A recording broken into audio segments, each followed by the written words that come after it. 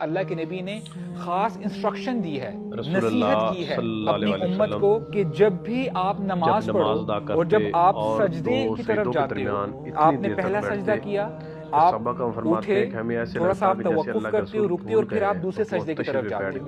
اور کئی لوگوں کو یہ دیکھا گیا ہے کہ وہ بہت تیزی سے دونوں سجدے کرتے ہیں، یعنی بیچ میں جو گیپ ہے اس میں رکتے ہی نہیں ہیں اور فوراً ہی دوسرے سجدے کی طرف چلے جاتے ہیں۔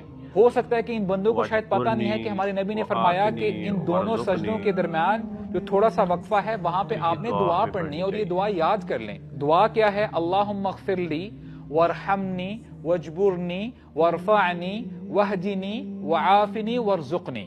اب دیکھیں، آپ 7 چیزیں مانگ رہے ہیں۔ آپ اللہ تعالیٰ سے دعا کرتے ہو، او اللہ فکس مائی افیئرس، اے اللہ میرے دل کو جوڑ دے، اے اللہ مجھے سہارا عطا فرما۔ تو آپ یہ دعا کرتے ہو اللہ تعالیٰ سے بار بار۔